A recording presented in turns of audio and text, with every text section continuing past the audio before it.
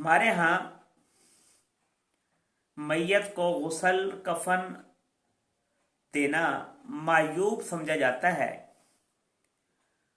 اور ہمارے ہاں شہروں میں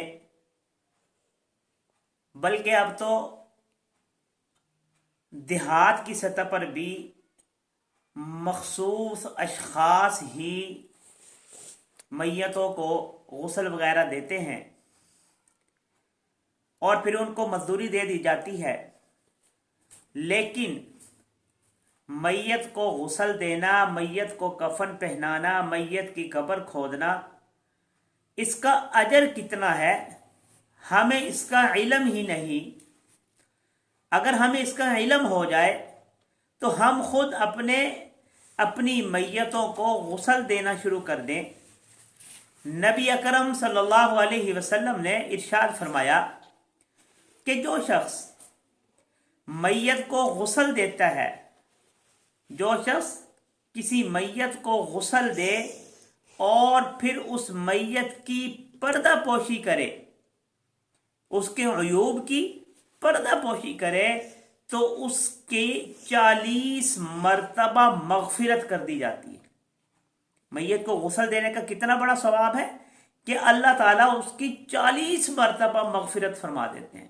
1 مرتبہ نہیں، 2 مرتبہ نہیں، 3 مرتبہ نہیں، بلکہ 40 مرتبہ اس شخص کی مغفرت کر دی جاتی ہے جو میت کو غسل دیتا ہے اور اس کے بعد اس کے عیوب کی پردہ پوشی کرتا ہے۔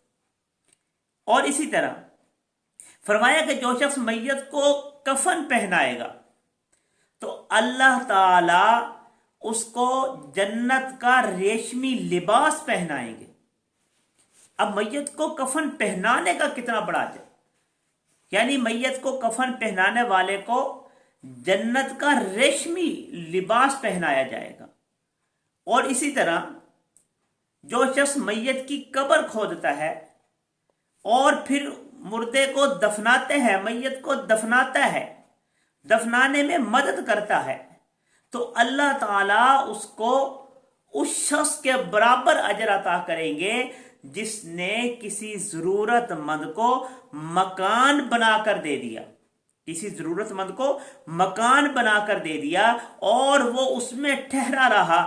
جتنا اس شخص کو، یعنی محتاج شخص کو مکان بنا کر ٹھہرانے کا اجر ملے گا، اتنا ہی اجر اس شخص کو ملے گا جس نے میت کی قبر کھودی اور پھر اس کو اس میں دفنایا۔ اب دیکھیے یہ چھوٹے چھوٹے کام ہیں، اجر کتنا ہے، رب العالمین نے ان کا اجر کتنا رکھا ہے۔ ہمیں بھی یہ چاہیے کہ ہم یہ چھوٹے چھوٹے کام کر کے نیکیوں کا انبار اکٹھا کر سکتے ہیں۔ دعا فرمائیں کہ اللہ تعالی ہمیں حضور اکرم صلی اللہ علیہ وسلم کی تعلیمات پر عمل کرنے کی توفیق عطا